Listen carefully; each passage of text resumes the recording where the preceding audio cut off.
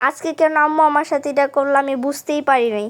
আসসালামু আলাইকুম এভরিওয়ান, আপনারা কেমন আছেন? আমি আলহামদুলিল্লাহ, আপনাদের দোয়ায় আমি অনেক ভালো আছি। আজ আমার আম্মু আমাকে কোচিং এ দিয়ে আমার বাবার সাথে চলে গেল বাসার কিছু দরকারি জিনিস কিনতে। তো আমার আম্মু বাসার কিছু জিনিস কিনতে গিয়েছিল।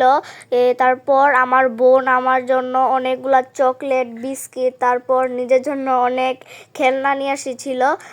বিস্কিটটা এত মজা ছিল বলার বাইরে, আইসক্রিমটা অনেক। তারপর আমার অনেক পছন্দের একটা জিনিস নসিলা। আমার আম্মুকে যাওয়ার সময় বলেছিলাম, আম্মু সময় পেলে আমার জন্য একটা নসিলা এনো। আমার আম্মু তো ওইখানে গিয়ে আমার জন্য একটা নসিলা নিয়ে আসলো, কারণ আমি সকালবেলা মাঝে মধ্যে নসিলা দিয়ে খেয়ে যাই নাস্তা। তারপর আমার দাদুর জন্য আমার আম্মু কিছু চা পাতা, দাদুর জন্য বিস্কিট, এগুলা নিয়ে আসলো।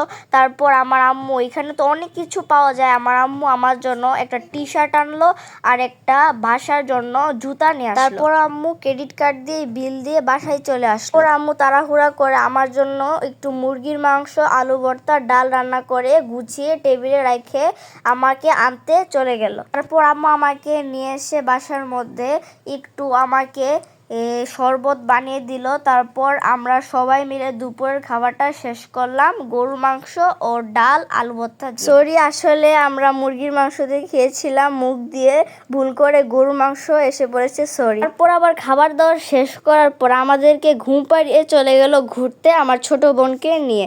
এটা কি হলো আম্মু, এটা কেমনে করলো, এটা আমি চিন্তা করে পারি না।